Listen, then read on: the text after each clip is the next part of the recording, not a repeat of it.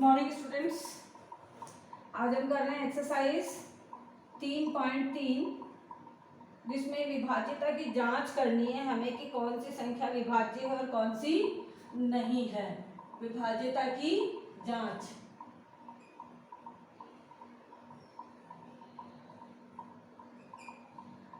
विभाज्यता की जांच में एक ही क्वेश्चन कराऊंगी पूरी एक्सरसाइज में, उसी तरीके के क्वेश्चन है इसमें। जैसे देखो, इसमें एक तरफ संख्या दे रखी है 128।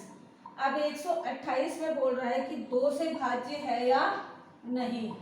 ठीक है, तो देखो 2 से भाज्य, तो हम देखें 2 से भाज्य है या नहीं। 2 का भाग देखो, मैंने क्या नियम बताया था कि इकाई अंक में 0, 2, 4, 6 या 8 हो तो वह संख्या 2 का भाग जाएगा। यानी इसमें इकाई अंक में 8 है, इसलिए इसमें 2 का भाग जाएगा, इसलिए ये क्या हो गई 2 से भाज्य है, यानी हाँ। अगला बोल रहा है 3 से। अब 3 का मतलब क्या है कि 3 से भाज्य के लिए मैंने आपको क्या बताया कि इसमें 3 का भाग जाएगा नहीं, तो इन अंकों को जोड़ लो। तो 2 और 1 कितना हो गया 3, 3 और 8 कितना हो गया 11। अब 11 जो आया जोड़ने पर, तो 3 के पहाड़े में 11 अंक आता है क्या? नहीं आता ना। तो इसका मतलब है यह 3 से भाज्य नहीं है। हो गया क्वेश्चन। डायरेक्ट देखो अगला 4 से। किससे? 4 से।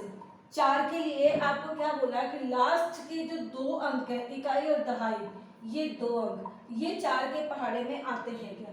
तो देखो 4 के पहाड़े में आते हैं 4 पर जो 20, 4 6 24, 4 7 28, यानी ये 28 4 के पहाड़े में आता है। इसका मतलब है ये 4 से भाज्य है, तो यानी हमने क्या लिखा? हाँ। अगला है 5 से।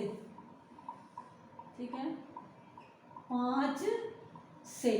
5 से देखो हमने क्या पढ़ रखा है कि अगर इकाई अंक में 5 या 0 हो, यहाँ पे 8 जो है ना इकाई वाला अंक, इसमें 5 या 0 हो तो 5 का भाग जाएगा, नहीं तो नहीं जाएगा। तो ना तो ये 5 है और ना ही 0 है, ये तो 8 है, यानी इसमें 5 से भाज्य नहीं होगी, यानी 5 का भाग नहीं जाएगा।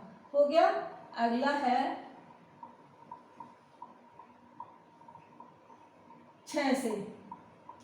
6 के लिए क्या बोला था कि अगर कोई अंक 2 से भी भाज्य हो और 3 से भी भाज्य हो तो वह 6 से भाज्य होगा। तो देखो जरा, 2 से तो ये भाज्य हो रहा है क्योंकि इकाई अंक में 8 है, और इकाई अंक में 8 है, सम संख्या है और सम संख्या है, तो इसमें 2 का भाग जाएगा। लेकिन अब 3 का देखें तो इनको जोड़ के देखें, 2 और 1 3, 3 और 8 11, लेकिन 11 3 के पहाड़े में नहीं आते, 2 से तो है लेकिन 3 से नहीं है। लेकिन यहाँ पे 6 से भाज्य होने के लिए इसका 2 का भी भाग जाना चाहिए, उसमें 3 का भाग भी जाना चाहिए। लेकिन यहाँ पे 2 का तो जा रहा है लेकिन 3 का नहीं जा रहा है, इसलिए 6 से भाज्य नहीं है। ये हमने डायरेक्ट निकाल दिया। अगला बोल रहा है 8 से। 8 के लिए आपको पता है कि या तो 3 अंकों का या फिर देख लो 2 से और 4 से भाज्य देख लो। 2 से भाज्य है और 4 से भी भाज्य है, यानी ये 8 से भाज्य है। पूरा देख लो आप, 8 का भाग देखे, इसमें 8 का भाग चला जाएगा। ठीक है। अब है 9 से भाज्य। किससे? 9 से। तो 9 के लिए क्या होता है कि इसमें एक तो 3 का भाग जाना चाहिए और 6 का भाग जाना चाहिए, या तो 3 का भी जाए और 6 का भी जाए, तब वह संख्या 9 से भाज्य है, नहीं तो नहीं है। तो देखो इसमें 3 का भाग नहीं जा रहा है। ठीक है, और 6 के भाज्य के लिए होता है 2 और 3 का भाज्य, तो यानी ना इसमें 2 का जा रहा है लेकिन 3 का नहीं जा रहा, तो यानी ना तो ये 3 से जा रहा है और ना ही ये 6 से जा रहा है। तो जब 3 से भी नहीं जा रहा है, 6 से भी नहीं जा रहा, तो इसका मतलब है इसमें 9 का भाज्य नहीं है, 9 से भाग नहीं जाएगा। अगला है 10 से। किससे? 10 से। तो 10 के लिए आपको पता है कि 10 से भाज्य कब होता है? जब इकाई अंक में यहाँ पे 0 हो।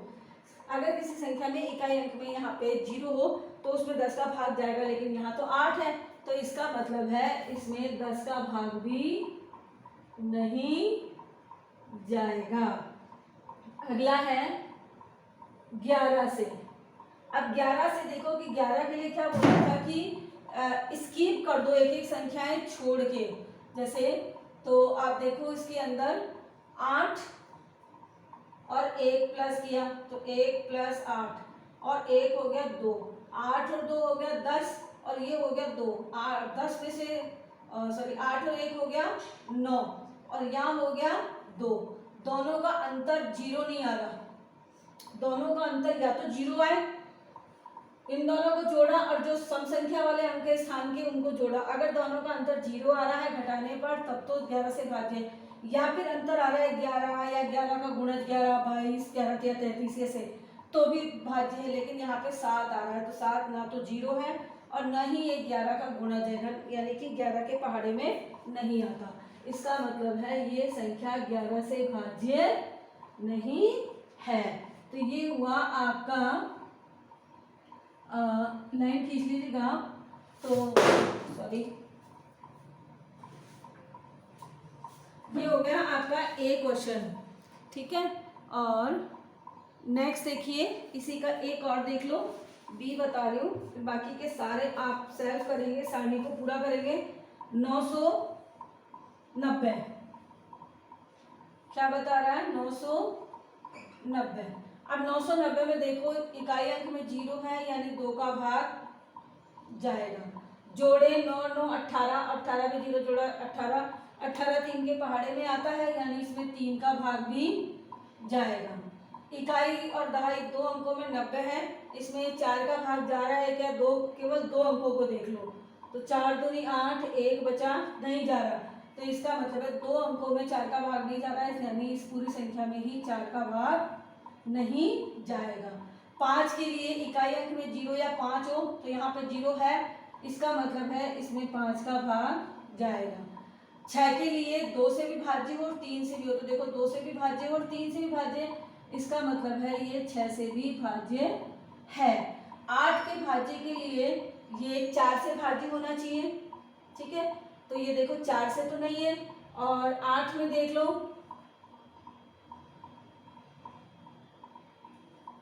8 का भाग भी इसमें नहीं जाएगा, तो यानी ये हो गया नहीं। 9 के लिए 3 का भाग और 6 का भाग, तो देखो 3 से तो भाज्य है और 6 से भी है, तो इसका मतलब है इसमें 9 का भाग भी जा रहा है, यानी इसमें 3 का भी भाग जा रहा है और 6 का भी जा रहा है, यानी 9 का भी जाएगा। 10 के लिए इकाई अंक में 0 है, इसका मतलब है इसमें 10 का भाग भी जाएगा। 11 के लिए देखो इकाई अंक जोड़े 9 प्लस 0 यानी 9 और बीच का 9 यानी 9, तो 9 और 9 में से 9 गई तो 0, यानी इसमें 11 का भाग जाएगा क्योंकि दोनों का अंतर 0 आ रहा है। तो ये हुआ आपका क्वेश्चन नंबर 3 के ए और बी मैंने आपको कर दिए फर्स्ट सेकंड, और बाकी के क्वेश्चन आप इसी तरह से नियमों को देखते हुए क्वेश्चन नंबर फर्स्ट करेंगे। और नेक्स्ट क्वेश्चन जो है ये क्वेश्चन नंबर 1 था आपका, नेक्स्ट क्वेश्चन जो है अपन नेक्स्ट क्लास में करेंगे। Thank you.